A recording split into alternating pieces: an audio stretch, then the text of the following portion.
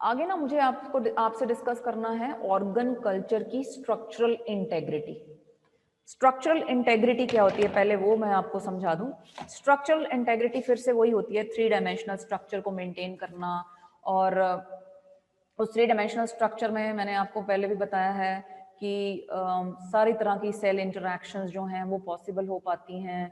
और जो phenotypic expression है सेल का वो प्रॉपरली हो पाता है। What is meant by this phenotypic expression and cell interactions, ये सारा कुछ समझने के लिए ना हमें कुछ बेसिक दूसरे पैरामीटर्स को समझना पड़ेगा। एक बात समझ रहे हो? पहली टर्म जो आपको समझनी है वो है फिनोटिपिक एक्सप्रेशन। फिनोटिपिक एक्सप्रेशन क्या होता है कि सेल की एक जीनोटाइप होती है यानी उसका जेनेटिक मेकअप। दूसरा सेल की होती है phenotype, that how the cell expresses itself, यानी कि सेल का क्या फंक्शन है। Is the cell performing its function, उसके पास जेनेटिक मेकअप तो है पर जो उसको फंक्शन असाइन हुआ है, for example it is a digestive system cell, अगर वो इंटेस्टाइनल मेम्ब्रेन का सेल है तो उसका क्या काम है, एब्जॉर्प्शन। अगर वो स्टमक की लाइनिंग का, हमारे गैस्ट्रो इंटेस्टाइनल ट्रैक्ट का सिक्रीटरी सेल है तो उसका क्या काम होगा, उसका काम होगा एंजाइम सिक्रीट करना या एसिड सिक्रीट करना। ठीक है। और हमारे लंग सेल्स, उनका क्या काम है, लंग सेल्स में एल्वेओलाई का क्या काम है, exchange of oxygen. Phenotypic expression का मतलब होता है कि is the cell capable of performing its specialized function, क्या वो अपना स्पेशलाइज्ड फंक्शन परफॉर्म कर सकता है, क्या उसको सारी चीजें अवेलेबल हैं। वो कैसे अपना एक फिनोटिपिक एक्सप्रेशन कैसे कर पाता है कोई भी cell, because it interacts with its neighbouring cells, because it adheres to its neighbouring cells. वो क्या करता है, वो अपने नेबरिंग सेल्स के साथ कम्युनिकेट करता है, उनके साथ एक्सचेंज करता है चीजों को, उनके साथ फैक्टर्स को एक्सचेंज करता है, प्रोटीन्स को एक्सचेंज करता है, या वो क्या करता है उनके साथ दूसरी तरह की एडहेरिंग वाली जिसमें कोई कम्युनिकेशन नहीं है but even the cells they are in contact with each other, उस कॉन्टैक्ट से भी उनके जो फिनोटिपिक एक्सप्रेशन है, उनके जो बिहेवियर है उसमें चेंजेस आते हैं। So in order to understand that how these cell adhesions and cell interactions and cellular communication कैसे इंपॉर्टेंट हैं किसी सेल के फिनोटिपिक एक्सप्रेशन के लिए या किसी सेल की स्ट्रक्चरल इंटेग्रिटी के लिए, उसके लिए हमें कुछ बेसिक चीजों को समझना है। You getting me? हमारा मेन टॉपिक है स्ट्रक्चरल इंटेग्रिटी, कि ऑर्गन कल्चर की स्ट्रक्चरल इंटेग्रिटी क्यों इंपॉर्टेंट है, वो समझने के लिए हमें दूसरे पैरामीटर्स को समझना है। सबसे पहला पैरामीटर जो मुझे समझाना है आपको वो है सेल एडहेशन। अब सेल एडहेशन में 3 मेजर क्लासेस हैं of the transmembrane proteins that are involved in cell cell and cell substrate interactions. Cell की खुद सेल के साथ, अपने नेबरिंग सेल के साथ, होमोटिपिक सेल के साथ यानी कि अपने बिल्कुल अपने जैसे दिखने वाले, अपने जैसा फंक्शन परफॉर्म करने वाले सेल के साथ, वैसे सेल्स को कहते हैं होमोटिपिक सेल्स। या कोई दूसरा टिश्यू, उसका कोई दूसरा सेल, उसके साथ इंटरेक्शन को हम बोलेंगे हेटेरोटिपिक इंटरेक्शंस। तो सेल सेल इंटरेक्शंस में या सेल की सबस्ट्रेट के साथ इंटरेक्शन, यानी कि सेल सबस्ट्रेट के ऊपर जब है, यानी आपकी कल्चर मीडियम में जब है, जो आपका सबस्ट्रेट आपने प्रोवाइड किया है सेल को ग्रो कराने के लिए, whether it is a plastic material और it is a glass material, जो भी कल्चर वेयर आप यूज कर रहे हो, is it negatively charge, is it positively charge, उसके साथ जो इंटरेक्शंस हैं उन सभी में कौन सी चीजें इन्वॉल्व होती हैं, उन सभी में 3 ट्रांसमेम्ब्रेन प्रोटीन्स हैं जो इन्वॉल्व होते हैं। तो सेल सेल एडिशन मॉलिक्यूल्स, उसके लिए हम टर्म यूज करते हैं camps. CAMs are the cell adhesion molecules. ये 2 तरह के होते हैं, one are calcium independent and cadherins. Cadherins होते हैं कैल्शियम डिपेंडेंट। तो 2 तरह के हमारे पास सेल सेल एडिशन मॉलिक्यूल्स हैं, एक को तो हम CAMs ही कहते हैं और वो कहते हैं कैल्शियम इंडिपेंडेंट, एक होते हैं cadherins which are calcium dependent. ये प्राइमरली किस में इन्वॉल्व होते हैं, जो होमोलोगस सेल्स में बात कर रही थी जिनके बारे में, कि सिमिलर तरह के सेल्स, उनकी आपस में जो इंटरैक्शंस हैं वो इन प्रोटीन्स की वजह से होती हैं। So these proteins which are CAMs and cadherins, ये कैसे होते हैं? CAMs and cadherins are self interactive. What is meant by self interactive? इसका मतलब ये होता है कि होमोलोगस मॉलिक्यूल्स होते जो हैं वो जो अपोजिंग सेल्स में होंगे। मैंने क्या कहा, एक सेकेंड, तो जो सिमिलर काइंड के सेल्स हैं, अगर एक सेल के पास कैम है और दूसरे सेल के पास भी कैम है और दोनों कैल्शियम डिपेंडेंट है, तो वो दोनों एक दूसरे के साथ इंटरेक्ट कर पाएंगे। समझ में आया? यानी कि सेल्फ इंटरैक्टिव हैं। Self interactive mean one cell having CAM, another cell also having cam can interact. So the homologous molecules in opposing cells interact with each other and the cell recognition जो ये generate होता है इन दोनों की interaction की वजह से, यानी कि सेल एक दूसरे को रिकॉग्नाइज करते हैं। सेल अगर एक दूसरे से इंटरैक्ट कर रहे हैं, it means they are capable of recognizing each other. If they are capable of recognizing each other, so this will be helping in signaling. I will be telling you about cell signaling also. हम थोड़ी देर में cell signaling भी discuss करेंगे, और in the probably in the next lecture we will be capable of discussing cell signaling. तो इस तरह से now you can see एक डायग्राम मैंने यहाँ पे शो किया है. You can see in this diagram. तो ये कैम्स हैं, ये आपको होमोलोगस सेल्स नजर आ रहे हैं. Homologous cells mean similar types of cells, और उनके बीच में ये सेल्फ इंटरैक्टिंग मॉलिक्यूल्स हैं. एक कैम एक सेल से आ रहा है, दूसरा कैम दूसरे सेल से आ रहा है, और उनके बीच में इंटरैक्शन हो रही है. उसी तरह के एडहेरेंस कैम्स जो हैं वो कैल्शियम डिपेंडेंट है, यानी कि सिर्फ कैल्शियम की प्रेजेंस में ही ये एक दूसरे के साथ इंटरैक्ट कर पाएंगे. दूसरी तरफ हैं कडहेरेंस. कडहेरेंस आर आल्सो होमोलोगस सेल्स के बीच में सेल्फ इंटरैक्टिंग होते हैं. एक सेल से एक कडहेरेन निकल रहा है, दूसरे सेल से दूसरा कडहेरेन निकल रहा है. So they are capable of interacting with each other. These are calcium dependent. Sorry, this is calcium dependent, this was calcium independent. They do not require calcium. These cadherins require calcium, yani ki they will be capable of interacting with one another if only the calcium is present. Clear? So ये connective tissue layer है, skin की ये layer बताई है. I will be coming shortly to this again.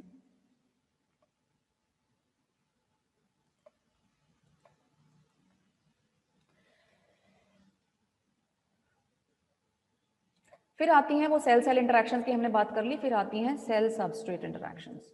Cell substrate interactions they are mediated primarily by integrins, यानी कि cell की अपने सबस्ट्रेट के साथ इंटरैक्शन. वो कैसे आती है? कडहेरेन इंटेग्रिन्स के साथ. मैंने आपको कहा ना कि आपकी कल्चर डिश है, सपोज कर लो this is a culture dish, और ये कल्चर डिश प्लास्टिक की है या ग्लास की है या कोई भी है, तो इसके ऊपर जो सेल्स की लेयर बनेंगी, तो उन सेल्स की अपने सबस्ट्रेट के साथ, नीचे वाली लेयर नॉन लिविंग है या लिविंग है, उसके साथ उसकी इंटरैक्शंस को हम क्या कहते हैं? इन सेल्स और इनकी सेल की सरफेस के बीच की इंटरैक्शंस को क्या कहते हैं? Cell substrate interactions. These cell substrate interactions also take place in vivo. Vivo means natural conditions में भी ये interactions हमें देखने को मिलती हैं. You are seeing this here. ये आपकी cell layer है और ये है basement membrane. Here the basement membrane is working as a substrate. ये substrate का काम कर रही है. और इन दोनों के बीच में जो interactions हैं, ये किसकी वजह से हो रही हैं? Integrins की वजह से. अब integrins क्या हैं? Integrins एक तरह के receptors हैं. और ये रिसेप्टर्स कैसे होते हैं? They have receptors for matrix molecules such as fibronectin, entactin, laminin and collagen, which bind to them via a specific motif usually containing the arginine glycine aspartic acid sequence. यहाँ पे मेरा कहने का क्या मतलब है कि इंटेग्रिन्स क्या होते हैं? इंटेग्रिन्स दे आर द रिसेप्टर्स. वो रिसेप्टर्स हैं, यानी कि वो बाइंडिंग एरियाज हैं. किसके लिए बाइंडिंग एरियाज हैं? फॉर द मैट्रिक्स मॉलिक्यूल्स, यानी कि वो मैट्रिक्स जो है उसके साथ वो बाइंड करेंगे. सी दिस एरिया,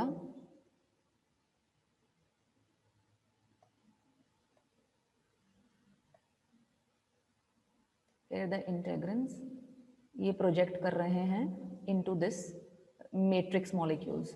तो मैट्रिक्स में कौन से मॉलिक्यूल्स हो सकते हैं? बेसमेंट मेम्ब्रेन में कौन से मॉलिक्यूल्स हो सकते हैं? Fibronectin can be present. ये सारे प्रोटीन्स के नेम्स हैं. Fibronectin, entactin, laminin and collagen. और ये उनके साथ कैसे बाइंड करते हैं? इंटेग्रिन्स खुद प्रोटीन्स हैं. ये सपोज कर लो दिस इज एन इंटेग्रिन, ठीक है, और उस इंटेग्रिन में एक स्पेसिफिक मोटिफ है. मोटिफ कहने का क्या मतलब होता है? The area or the pattern of the sequences of amino acids which perform a specific function. Motif का क्या मतलब होता है? मोटिफ का मतलब यहाँ समझना बहुत जरूरी है। मोटिफ एक पर्टिकुलर एरिया होता है with in a big protein, जैसे ये इंटेग्रिन प्रोटीन है। इंटेग्रिन प्रोटीन के अंदर, उसके खुद के अंदर एक छोटा सा रीजन है, उस रीजन में ज्यादातर क्या पाए जाएंगे? आर्जिनिन, ग्लाइसिन, एस्पार्टिक एसिड, इसका सीक्वेंस बार बार अक्कर करेगा रहेगा, और वो एरिया मोटिफ कहलाता है। और उसी इंटेग्रिन के इस मोटिफ की वजह से, उस इंटेग्रिन के इस मोटिफ की वजह से ही वो इन फाइब्रोनेक्टिन, इनएक्टिन, लेमिनिन, कोलेजन, जो कि मैट्रिक्स में प्रेजेंट मॉलिक्यूल्स हैं, उनके साथ वो इंटरेक्ट कर पाता है। समझ में आ गया? Then we come to proteoglycans. हमारे एक रह गए हैं proteoglycans. I will quickly wind up this. Third group of the transmembrane proteins is the proteoglycans. वो भी, उनका भी क्या काम है? उनका भी काम है मैट्रिक्स के कॉन्स्टिट्यूएंट्स के साथ ही इंटरेक्ट करना। यानी कि उस मैट्रिक्स में अगर दूसरे प्रोटियोग्लाइकन्स हैं या कोलेजन है, तो ये आपके प्रोटियोग्लाइकन्स और कोलेजन जो हैं, दूसरे जो कि मैट्रिक्स में प्रेजेंट हैं, उसके साथ ये थर्ड ग्रुप बाइंड करता है। थर्ड ग्रुप जो है वो ये जो प्रोटियोग्लाइकन्स हैं, ये मैट्रिक्स में प्रेजेंट दूसरे प्रोटियोग्लाइकन्स या मैट्रिक्स में प्रेजेंट कोलेजन के साथ बाइंड करते हैं।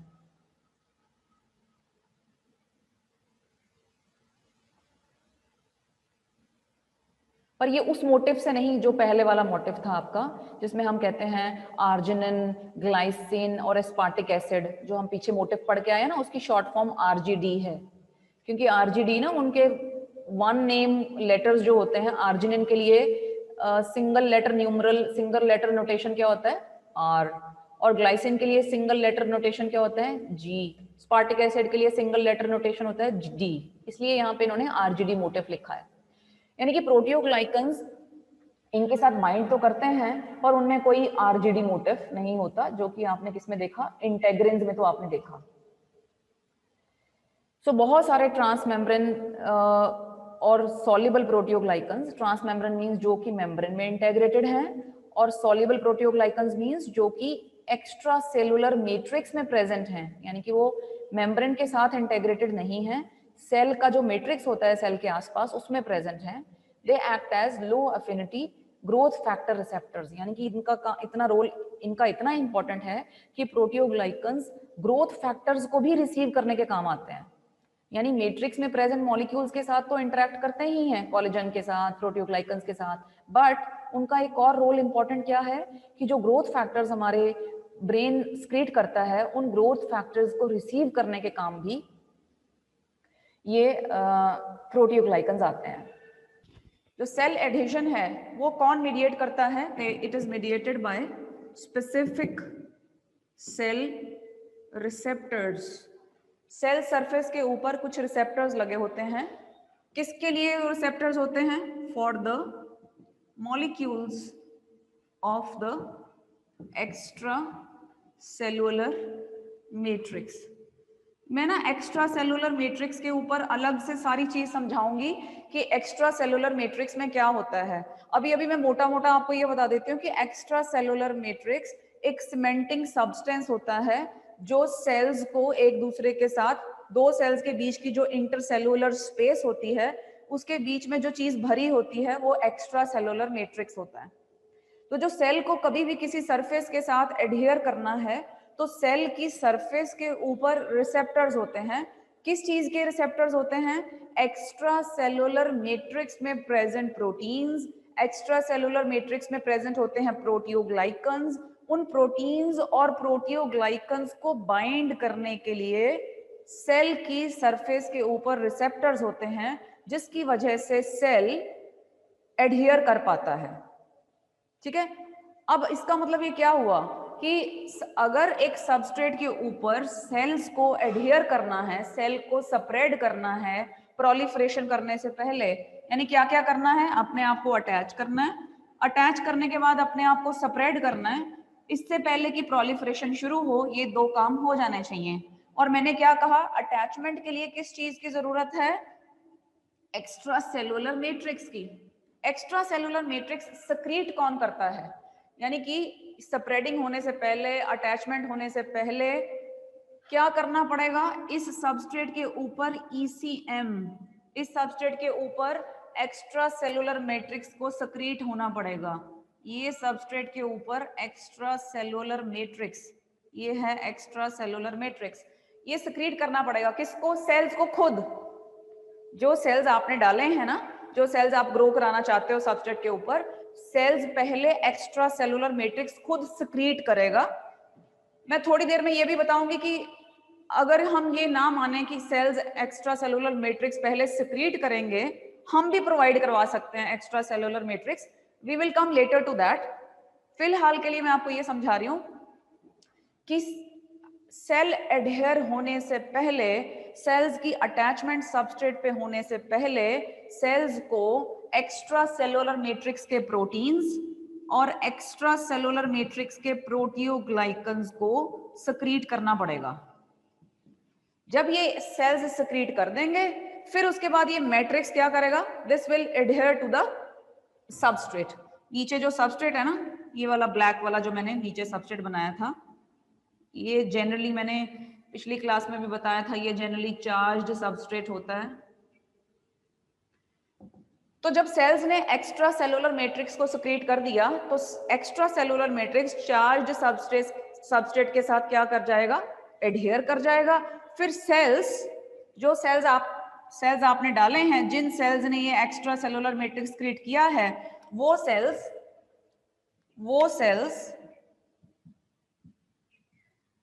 फिर अपने सेल सरफेस रिसेप्टर्स की हेल्प से, इसकी सरफेस के ऊपर जो रिसेप्टर्स हैं उसकी हेल्प से एक्स्ट्रा सेलुलर मैट्रिक्स के साथ एडहेयर कर जाएंगे। मेरी बात समझ में आई मैं क्या कहना चाह रही थी? मैं ये कहना चाह रही हूं कि जब भी सेल्स को आप किसी सबस्ट्रेट के ऊपर एडहेयर कराना चाहते हो, तो सबसे पहले सबस्ट्रेट के ऊपर एक्स्ट्रा सेलुलर मैट्रिक्स का होना जरूरी है। एक्स्ट्रा सेलुलर मैट्रिक्स नॉर्मली हमारी बॉडी में सेल्स खुद सक्रीट करते हैं, ठीक है? और आप अपनी लेबोरेटरी कंडीशंस में, अपने कल्चर वेयर में, अपनी प्लास्टिक की जो आपकी पेट्री डिश है या प्लास्टिक का कोई भी कल्चर वेयर है जिसके ऊपर आपने मोनोलेयर्स को ग्रो करना है, तो उस प्लास्टिक की सरफेस के ऊपर दो तरीकों से एक्स्ट्रा सेलुलर मैट्रिक्स चढ़ाया जा सकता है। या तो आप आर्टिफिशियली एक्सोजीनसली सप्लाई करो, ये एक्स्ट्रा सेलुलर मैट्रिक्स दो तरह से आ सकता है। या तो आप एक्सोजीनसली सप्लाई करो, एक्सोजीनसली मतलब आप खुद प्रोवाइड करवा रहे हो एक्स्ट्रा सेलुलर मैट्रिक्स, सबस्ट्रेट के पहले सबस्ट्रेट ले रहे हो, फिर उसके ऊपर एक्स्ट्रा सेलुलर मैट्रिक्स की लेयर बिछा रहे हो, फिर सेल्स को उसके अंदर डाल रहे हो। एक तो ये तरीका है। दूसरा, आप सबस्ट्रेट के ऊपर सेल्स को डाल दो, सेल्स अपना एक्स्ट्रा सेलुलर मैट्रिक्स खुद सक्रीट करेंगे। सक्रीट करने के बाद सेल्स अपने सेल सरफेस रिसेप्टर की हेल्प से उस मैट्रिक्स के साथ, एक्स्ट्रा सेलुलर मैट्रिक्स के साथ एडहेयर कर जाएंगे। कि जो टिश्यू डिसएग्रीगेशन के बाद सेल्स को क्या करना पड़ता है, अटैच करना पड़ता है और सबस्ट्रेट के ऊपर स्प्रेड करना पड़ता है। फिर सेल एडिशन कौन मीडिएट करता है? स्पेसिफिक सेल रिसेप्टर्स मीडिएट करते हैं for the molecules in the extra cellular matrix. तो स्प्रेडिंग से पहले क्या होना चाहिए? Spreading should be proceeded by the secretion of extra cellular matrix proteins and proteoglycans by the cells. फिर उसके बाद matrix adheres to the charged substrate and cells then bind to the matrix via the specific receptors. So next topic is intercellular junctions. अब आपने ये देख लिया कि cell adhesion molecules how do they play role. Cell adhesion molecules जो हैं they are diffusely arranged in the plasma membrane, but some of the cell adhesion molecules, some of the CAMs, they are arranged या organized, बहुत सारे जो CAMs हैं they are organized into intercellular junctions. Junctions are quite strong, और वो कैसे कैसे junctions होते हैं? We have three main types of junctions. पहले होते हैं डेस्मोसोम्स एंड या उनको एडहेरेंस जंक्शंस बोलते हैं, डेस्मोसोम्स और एडहेरेंस जंक्शंस। दूसरे होते हैं tight junctions, and third are gap junctions. जो डेस्मोसोम्स एंड एडहेरेंस जंक्शंस हैं, इनका क्या रोल है, और टाइट जंक्शंस और गैप जंक्शंस ये क्या करते हैं? इनका मेनली रोल है डेस्मोसोम्स का मैकेनिकल रोल है. They hold the cells together. For example epithelial cells, tight junctions क्या करते हैं? They seal the spaces between the cells. Cells में जो स्पेसेस होती हैं उनको पूरी तरह से ये सील कर देते हैं. और फॉर एग्जाम्पल, कैसी एग्जाम्पल है यहाँ पे? Acinus between the secretory cells of an acinus. Acinus क्या होता है? ये इसके बियॉन्ड आपको यहाँ पे नहीं बताना है एसिनस क्या होता है, कि आपकी नॉलेज के लिए. एसिनस एक बैग लाइक कैविटी होती है. बैग लाइक कैविटी, एक कैविटी होती है, उसके चारों तरफ that is surrounded by the secretory cells from all sides. और सेक्रेटरी सेल्स उस बैग में अपना सारा सिक्रीशन जो है वो उसी में डालते हैं, उसी में सिक्रीट करते हैं. तो इसके आसपास जो सेक्रेटरी सेल्स होते हैं उनके बीच की स्पेसेस को एकदम सील करना, एकदम उनको जोड़ देना, एकदम उनको चिपका देना, वो काम कौन करते हैं? Tight junctions. गैप जंक्शंस क्या करते हैं? गैप जंक्शंस का काम थोड़ा सा फिजियोलॉजिकल काम होता है. इनका मैकेनिकल इतना रोल नहीं है जितना इनका फिजियोलॉजिकल रोल है. फिजियोलॉजिकल रोल मींस इनके बीच में से क्या पास हो सकते हैं? आयंस. उनके बीच में से दो सेल्स के बीच में अगर गैप जंक्शन है तो उसके बीच में आयंस एक दूसरे सेल्स ट्रांसपोर्ट कर सकते हैं एक दूसरे को, न्यूट्रिएंट्स एक दूसरे को ट्रांसपोर्ट कर सकते हैं, या कुछ signalling molecules. They can also transport signalling molecules between each other. For example cyclic AMP एक मॉलिक्यूल है जो एक सेल से दूसरे सेल के बीच में जाता है. तो इस तरह से ये जंक्शंस का रोल है, इंटरसेलुलर जंक्शंस. ये ना मैं आपको सारे टॉपिक क्यों करा रही हूँ? सेल एडेशंस, इंटरसेलुलर जंक्शंस, इसके बाद हम एक्स्ट्रा सेलुलर मैट्रिक्स पे आएंगे, क्योंकि इन सभी की अंडरस्टैंडिंग और नॉलेज जरूरी है हमारा नेक्स्ट टॉपिक समझने के लिए. जो नेक्स्ट टॉपिक है हमारा वो है स्ट्रक्चरल इंटेग्रिटी. सेल्स की स्ट्रक्चरल, ऑर्गन कल्चर की स्ट्रक्चरल इंटेग्रिटी, उसको समझने के लिए मैं आपको ये सारे छोटे छोटे टॉपिक्स करा रही हूँ ताकि आपको इनका समझ में आए, फाउंडेशन बने, फिर हमारा स्ट्रक्चरल इंटेग्रिटी वाला टॉपिक हम कर पाएं. जैसे ही एपिथेलियल सेल्स कॉन्फ्लुएंट कल्चर्स में, सबसे पहले ये पता होना चाहिए कि कॉन्फ्लुएंट कल्चर क्या होता है, तो बात ये समझ में आएगी. कॉन्फ्लुएंट कल्चर ना एक मोनोलेयर ऑफ सेल्स होता है. This is a monolayer of cells in which all the cells are in contact with other cells, in which all the cells are in contact with other cells around their periphery. उनकी periphery के आसपास जितने, उसके चारों तरफ, एक cell के चारों तरफ जितने सेल्स होते हैं वो सारे सेल्स के वो कांटेक्ट में होगा. हर सेल अपने चारों तरफ जितने सेल्स होंगे उनके वो कांटेक्ट में होगा. एंड और क्या एलिजिबिलिटी है इस डेफिनेशन की? एक देखो कीवर्ड क्या है? मोनोलेयर ऑफ सेल्स होना चाहिए. दूसरा, सारे सेल्स, ऑल द सेल्स. तीसरी चीज, इन कांटेक्ट. और किसके कांटेक्ट में? जो सेल्स अराउंड देयर पेरिफेरी हैं. ये इस कॉन्फ्लुएंट कल्चर की डेफिनेशन है. मोनोलेयर ऑफ सेल्स, कांटेक्ट होना जरूरी है.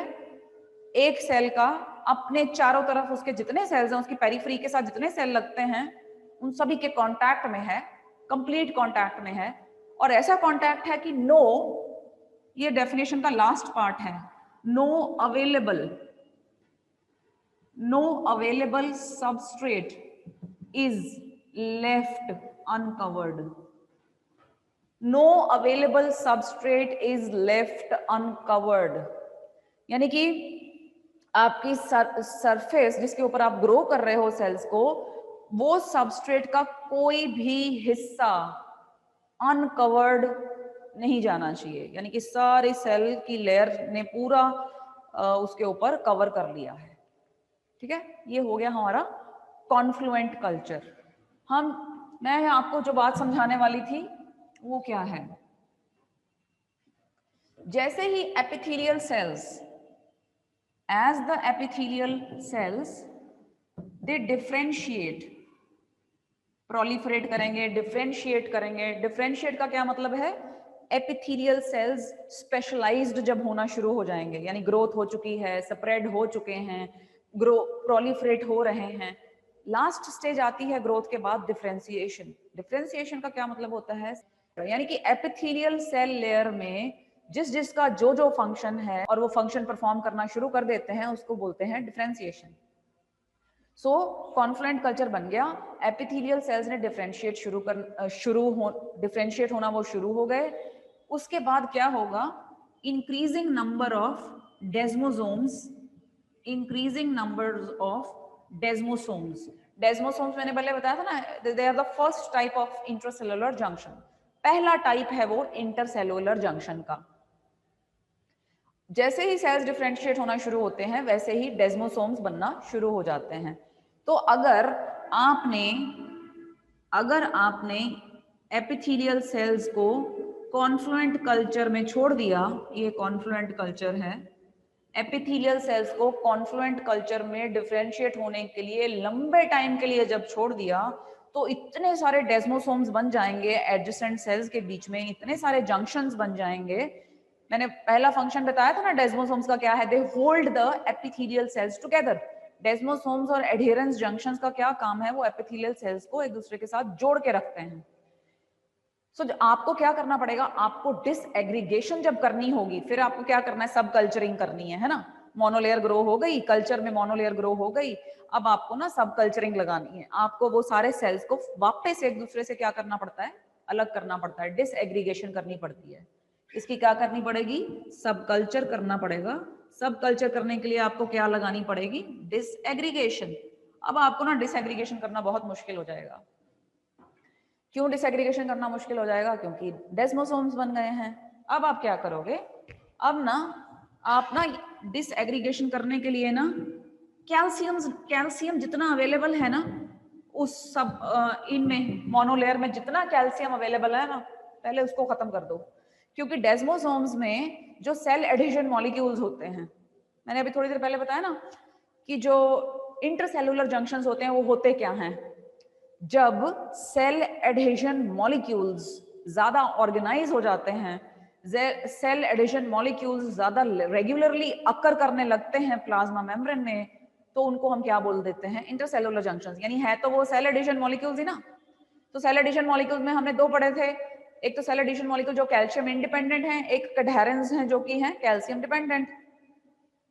तो अगर आप कैल्शियम निकाल दो कल्चर में से, आप क्या निकाल लो, कैल्शियम को निकाल दो, तो ये जंक्शंस क्या हो जाएंगे, वीक हो जाएंगे और उनकी डिसएग्रीगेशन पॉसिबल हो जाएगी। तो आप डिसएग्रीगेशन के लिए नॉर्मली क्या डालते हो, डिसएग्रीगेशन के लिए आप ट्रिप्सिन डालते हो। तो ट्रिप्सिन में ना एक और चीज डाल दो, क्या, ईडीटीए। ईडीटीए क्या होता है, this is calcium chelating agent. EDTA का क्या काम होता है, कैल्शियम किलेटिंग एजेंट होता है। कैल्शियम किलेटिंग एजेंट मतलब वो आपके कल्चर में से कैल्शियम को निकाल लेगा, किलेट कर लेगा उसके साथ, और कैल्शियम अवेलेबल नहीं रहने देगा। इंटरसेलुलर जंक्शंस को अपनी मेंटेनेंस के लिए कैल्शियम की जरूरत पड़ती है। कैल्शियम को कौन निकाल लेगा, EDTA will be removing calcium from the sub culture, और फिर डिसएग्रीगेशन जो है वो इजीली हो जाएगी। We come to extracellular matrix. मैं पहले बताया था इंटरसेलुलर स्पेसेस होती हैं टिश्यूज में जो कि एक्स्ट्रासेलुलर मैट्रिक्स के साथ फिल्ड होती हैं, और जिस किसी सेल का वो एक्स्ट्रासेलुलर मैट्रिक्स होगा, मैट्रिक्स की कॉन्स्टिट्यूशन जो है वो सेल ही डिसाइड करेगा कि मेरा मैट्रिक्स कैसा होगा। फाइब्रोसाइट जो है उसका मैट्रिक्स, फॉर एग्जांपल मैंने एग्जांपल दिया है, फाइब्रोसाइट जो है जो कि कनेक्टिव टिश्यू फॉर्मिंग सेल्स होते हैं, उनके मैट्रिक्स में ज्यादा क्या मिलेगा, टाइप 1 कोलेजन मिलेगा उनके मैट्रिक्स में, और फाइब्रोनेक्टिन मिलेगा। एपिथेलियल सेल्स अपने एक्स्ट्रा सेलुलर मैट्रिक्स में क्या प्रोड्यूस करते हैं, लेमिनिन। समझ में आ गया ना, कि मैंने अभी थोड़ी देर पहले आपको बताया था कि सेल्स खुद स्क्रीट करते हैं अपना एक्स्ट्रा सेलुलर मैट्रिक्स, और सेल खुद डिसाइड करेगा कि मेरा एक्स्ट्रा सेलुलर मैट्रिक्स कैसा होगा। मेरे एक्स्ट्रा सेलुलर मैट्रिक्स में क्या क्या चीजें होंगी। ऑब्वियसली वो सेल सिक्रीट कैसे करेगा, जब सेल के अंदर बनेगा। सेल के अंदर क्या बनेगा, वो सेल की खुद की मेटाबॉलिज्म, सेल का खुद का जेनेटिक मेकअप वो डिसाइड करता है कि सेल क्या चीज बनाएगा। तो हर किसी सेल टाइप में जो एक्स्ट्रा सेलुलर मैट्रिक्स होता है वो अलग होता है। और जब ऐसी सिचुएशन हो, कैसी सिचुएशन, जब आपके एडजेसेंट सेल टाइप्स क्या हो, एडजेसेंट सेल टाइप्स डिफरेंट हों। फॉर एग्जांपल डर्मस यानी कि एपिडर्मिस के नीचे वाली जगह यानी आपका कनेक्टिव टिश्यू, डर्मस और उसके ऊपर है आपका एपिडर्मिस। अगर ऐसी जगह पे मैट्रिक्स स्क्रीट होगा तो वो कौन स्क्रीट करेगा, दोनों। At the boundary of the dermis and epidermis both cell types will contribute to the composition of the ECM, thus producing a basal lamina. Basal lamina actually क्या है, basal lamina is the basement membrane. अभी मैं एक diagram वापस दिखाती हूँ आपको, वो डायग्राम हमने पहले भी देखी है बट एक रिवीजन के लिए, ये वाली याद है ना, अभी थोड़ी देर पहले मैंने बताया था। ये मान लो आपका एपिडर्मिस है, नीचे वाला आपका क्या है, डर्मिस, ठीक है। तो एपिडर्मिस भी स्क्रीट करेगा बेसमेंट मेम्ब्रेन। बेसमेंट मेम्ब्रेन क्या है, बेसल लैमिना। तो डिफरेंट सेल टाइप्स, नीचे है कनेक्टिव टिश्यू या नीचे है डर्मिस, ऊपर है आपका epidermis.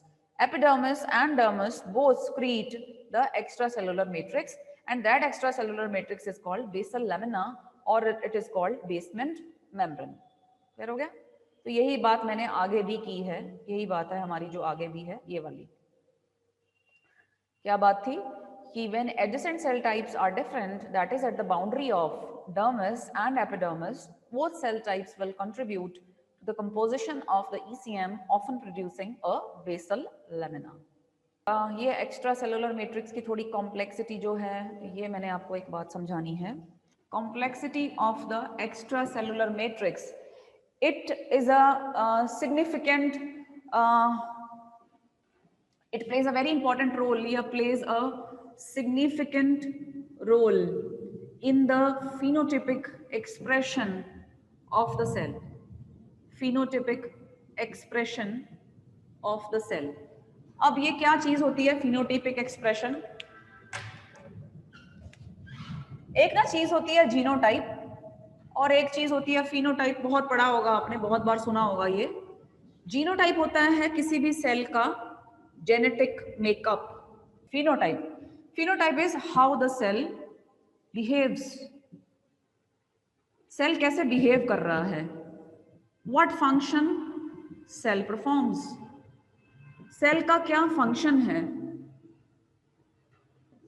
What kind of antibodies, what kind of proteins, what kind of antibodies, अगर वो लिम्फोसाइट्स हैं तो वो एंटीबॉडीज प्रोड्यूस करेंगे। क्या सेल अपना फंक्शन परफॉर्म करने के लायक होगा और वो कैसा फंक्शन परफॉर्म करेगा, इस तरह के एक्सप्रेशन को हम क्या बोलते हैं, we call it phenotypic expression. मैंने कहा कि जो ECM की कॉम्प्लेक्सिटी है, एक्स्ट्रा सेलुलर मैट्रिक्स की जो कॉम्प्लेक्सिटी है, वो सेल के फिनोटाइपिक एक्सप्रेशन में बहुत रोल प्ले करती है। कैसे, एक इक्विलिब्रियम एग्जिस्ट करता है, इक्विलिब्रियम एग्जिस्ट, किस किस के बीच में इक्विलिब्रियम एग्जिस्ट करता है, सेल्स, कौन से cells, which are producing the, which are attached to the ECM, cells which are attached to the ECM, वो क्या करेंगे, they control the composition of the ECM। पिछली स्लाइड में मैंने आपको बताया ना, मैंने कहा ECM एक्स्ट्रा सेलुलर मैट्रिक्स कौन सिक्रीट करता है, सेल खुद। कौन सा सेल, जिस सेल के बाहर वो एक्स्ट्रा सेलुलर मैट्रिक्स है, किसने बनाया, उसी सेल ने बनाया। यानी कि एक्स्ट्रा सेलुलर मैट्रिक्स की जो कंपोजिशन है वो किसने कंट्रोल की है, वो सेल ने की है। कौन से सेल ने, जो उस ECM के साथ अटैच्ड है। ऑब्वियसली ना, सेल ने ECM को बाहर सिक्रीट किया और उसी के साथ वो अटैच हो जाता है। मैंने थोड़ी शुरुआत में आपको ये बताया था ना, मैंने कहा कि आप एक सबस्ट्रेट लोगे, सेल डालोगे, cell extra cellular matrix secrete करेगा, फिर सेल खुद ही अपने रिसेप्टर्स के साथ उस मैट्रिक्स के साथ अटैच हो जाएगा। यही बात की ना हमने, यानी कि सिक्रीट भी खुद ही करेगा एक्स्ट्रा सेलुलर मैट्रिक्स, और बाद में खुद ही उसके साथ क्या हो जाने वाला है, अटैच हो जाने वाला है। यानी कि सेल एक्स्ट्रा सेलुलर मैट्रिक्स की कंपोजिशन को कंट्रोल कर रहा है, एंड इन टर्न ईसीएम क्या कर रहा है, ईसीएम उसके साथ क्या करेगा, कंपोजिशन ऑफ द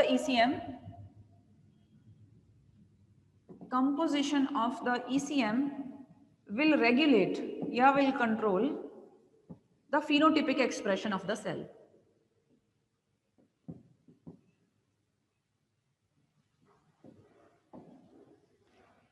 है ना, दोनों तरफ है। बनाया किसने सेल का ईसीएम बनाया किसने, सेल ने खुद। सेल अपना ईसीएम बना के उसके साथ अटैच हो गया। जब सेल उस ईसीएम के साथ अटैच हो गया तो सेल कैसे बिहेव करेगा, सेल कैसे प्रोटीन्स बनाएगा, सेल प्रोटीन्स को सिक्रीट करेगा, सेल अपना फंक्शन परफॉर्म करेगा, किसकी बदौलत, क्योंकि वो ईसीएम के साथ बाउंड है। उसने उसकी कंपोजिशन को कंट्रोल किया, ईसीएम ने उसके बिहेवियर को कंट्रोल किया। ECM, how does it look like? So this is, ये आपको प्रोटीन नजर आ रहे हैं, दिस इज फाइब्रोनेक्टिन, ये कोलेजन फाइबर्स हैं, एक्स्ट्रा सेलुलर मैट्रिक्स है, ये जो ब्रांचेस हैं इसमें आगे दिखाया है कि इसमें कार्बोहाइड्रेट लगा हुआ है, ये प्रोटीन कंपोनेंट है। प्रोटियोग्लाइकन्स में क्या क्या होता है, उसमें प्रोटीन का भी कंपोनेंट होता है, कार्बोहाइड्रेट का भी कंपोनेंट होता है। तो वो जो प्रोटियोग्लाइकन्स हैं वो कैसे बिहेव करते हैं एक्स्ट्रा सेलुलर मैट्रिक्स में, कैसे सेल ही उसको सिक्रीट कर रहा है, और वो एक्स्ट्रा सेलुलर मैट्रिक्स का हिस्सा होते हैं, fibronectin, collagen and also the proteoglycans. फिर ये इंटेग्रिन प्रोटीन दिखाया है जो मेम्ब्रेन में इंटेग्रेटेड है, जो अभी थोड़ी देर पहले हम पढ़ के आए थे ना। तो ये आपको बताया है इंटेग्रिन है मॉलिक्यूल, ये माइक्रोफिलामेंट्स जो कि साइटोस्केलेटन होता है। तो यहाँ पे मैं वो जो सारी बात डिस्कशन हमने की उसी को मैंने और एक्सप्लेन किया है कि एक जो माइग्रेटिंग फाइब्रोब्लास्ट है उसको एक डिफरेंट ईसीएम चाहिए होता है, और एक डिफरेंशिएटिंग एपिथेलियल सेल को डिफरेंट चाहिए होता है, न्यूरॉन को डिफरेंट ईसीएम चाहिए होता है। यानी कि ये रिक्वायरमेंट्स हैं अगर आप इन सेल्स को कल्चर में ग्रो करना चाहते हो। बॉडी में तो ये अपना ईसीएम खुद ही सिक्रीट कर लेते हैं, हमारे फाइब्रोब्लास्ट अपना ईसीएम सिक्रीट कर लेंगे, हमारे एपिथेलियल सेल्स खुद ही अपना ईसीएम सिक्रीट कर लेते हैं, न्यूरॉन अपना ईसीएम सिक्रीट कर लेता है। पर अगर आपको इन सभी सेल्स को कल्चर में ग्रो कराना है, लेबोरेटरी में ग्रो कराना है, तो आपको इन सभी को अलग अलग तरह का ईसीएम प्रोवाइड करना पड़ेगा। ठीक है, जनरली तो साइंटिस्ट यही कोशिश करते हैं कि जिन सेल्स को वो कल्चर कर रहे हैं वो सेल्स खुद ही अपना ईसीएम दें, खुद ही अपना ईसीएम सिक्रीट कर लें सबस्ट्रेट के ऊपर, फिर उसके साथ अटैच हो जाएं। पर कई बार हमें बहुत सारे स्पेशलाइज्ड सेल्स को ग्रो करना पड़ता है। स्पेशलाइज्ड सेल्स जैसे फैस्टिडियस सेल्स, मैंने पिछले लेक्चर में आपको बताया कि कई बार हमारी रिक्वायरमेंट ही ऐसी होती है कि हमने स्पेशलाइज्ड सेल्स को ग्रो करना है, तो उस केस में और उनको डिफरेंशिएट भी कराना है आगे, बड़े मतलब हमारे गोल्स यूनिक हों, हमारे गोल्स ऐसे हों कि वो बहुत टाइम कंज्यूमिंग हो जाएगा काम। अगर मैं कहूँ कि नहीं वो अपना ईसीएम खुद क्रिएट करें तो बहुत टाइम कंज्यूमिंग काम हो जाएगा और सक्सेस रेट भी कम हो जाता है। तो उस केस में ना हमें कभी कभी ईसीएम बना बनाया रेडीमेड ईसीएम अगर हम ले लें और वेंडर्स से ले लें और उसको यूज करें अपना एज अ सबस्ट्रेट के ऊपर, उसको कोट कर दें, तो हमारा काम थोड़ा सा आसान हो जाता है और थोड़ा हमें टाइम भी उसमें कम जाएगा। ये बस एक एपिथेलियल सेल की लेयर दिखाई है, फिर नीचे बेसमेंट मेम्ब्रेन है ये पिंक कलर का, वही फिर से ये बेसमेंट मेम्ब्रेन क्या शो करता है आपको पता ही है, this is the matrix which is created by the epithelial cells as well as the connective tissue. तो ये बेसमेंट मेम्ब्रेन बताई है, this is also basement membrane. तो ये पूरा का पूरा एक एक्स्ट्रा सेलुलर ईसीएम क्रिएट हुआ है and this is connective tissue. Connective tissue में ये फाइब्रोब्लास्ट हैं, कनेक्टिव टिश्यू सेल्स हैं, और कनेक्टिव टिश्यू में खुद में भी ये फाइब्रोब्लास्ट कनेक्टिव टिश्यू के सेल्स हैं और कनेक्टिव टिश्यू का खुद का मैट्रिक्स। समझ में आया ना? एपिथेलियल सेल्स तो एक दूसरे के साथ एकदम चिटके हुए हैं, यहाँ एकदम लाइन टू लाइन अटैच्ड हैं, एपिथेलियल सेल्स के बीच में आपको पता है डेस्मोसोम्स होते हैं, एडहेरेंस जंक्शंस होते हैं इनके बीच में, कैम्स होते हैं, कडहेरेंस होते हैं। कनेक्टिव टिश्यू में देखो क्या हाल है, कनेक्टिव टिश्यू के जो सेल्स है ना एक दूसरे से कितने कितने दूर हैं। ये देखो एक फाइब्रोब्लास्ट यहाँ पड़ा है कनेक्टिव टिश्यू का सेल, एक फाइब्रोब्लास्ट यहाँ पड़ा है, एक फाइब्रोब्लास्ट यहाँ पड़ा है, और उनके बीच में ये क्या है, ये मैट्रिक्स है। किसका मैट्रिक्स है ये? कनेक्टिव टिश्यू का मैट्रिक्स। और ये मैट्रिक्स ज्यादा होता है कनेक्टिव टिश्यू में और सेल्स का नंबर उसके कंपैरिजन में कम होता है। जो कनेक्टिव टिश्यू का खुद का मैट्रिक्स है यानी within the connective tissue जो मैट्रिक्स है उसे हम कहते हैं interstitial matrix. So coming back to हमारा जो पॉइंट जो हम डिस्कस कर रहे थे कि एक्सोजिनस सप्लाई चाहिए होती है एक्स्ट्रा सेलुलर मैट्रिक्स की, ठीक है, कुछ केसेस में। तो ये एक्स्ट्रा सेलुलर मैट्रिक्स मैंने पहले वैसे मोटा मोटा पहले बता दिया था, made up of collagen, laminin, fibronectin, hyaluronan, proteoglycans, bound growth factors, cytokines. ये पिछली मैंने बोर्ड पे भी आपको समझाया था कि ईसीएम इस चीज का बना होता है। तो ईसीएम कैसे कैसे आप ले सकते हो, कैसे कैसे बना सकते हो, इसके लिए ना हमारे पास दो तरीके हैं। पहला क्या है, पहला ना आप प्यूरिफाइड कॉन्स्टिट्यूएंट्स को जो है वो आप मिक्स कर सकते हो, यानी कोलेजन और फाइब्रोनेक्टिन को मिक्स कर लिया। कैसे कैसे बनाओगे? By using cells to generate ECM and washing the producer cells off before reseeding with the cells under study. यानी रीसीडिंग मीन्स आपके सेल्स जो आपको ग्रो कराने हैं उनकी सीडिंग करने से पहले प्रोड्यूसर सेल्स को आपको रिमूव करना पड़ेगा। ओके, हाँ ये देख लो, इसमें दूसरा तरीका बताया है कि प्री फॉर्म्ड मैट्रिक्स अवेलेबल है मार्केट में, और जो वो प्री फॉर्म्ड मैट्रिक्स है वो ये साइंटिस्ट जो हैं एंजलबर्ट होम्सवॉर्म, इन्होंने ये माउस सार्कोमा, माउस में पाया जाने वाला ट्यूमर है ये, उसको डेवलप किया और उसको उन्होंने कमर्शियली क्या नाम दे दिया? मेट्रीजेल। जो मेट्रीजेल है that is often used to, किस काम आता है ये? अगर हमें डिफ्रेंसिएशन करानी हो अपने कल्चर में, मॉर्फोजेनेसिस कराना हो, मॉर्फोजेनेसिस मीन्स अलग अलग मॉर्फोलॉजी के सेल्स बनाने हो कल्चर में, तो हमें ये मेट्रीजेल बहुत काम आता है। It generates a lattice like network with epithelial and endothelial cells. तो लेटिस के जैसा नेटवर्क, 3 डायमेंशनल नेटवर्क बनाने के लिए अगर हमें काम की जरूरत है तो हम मेट्रीजेल का इस्तेमाल कर सकते हैं। So this was all about ECM.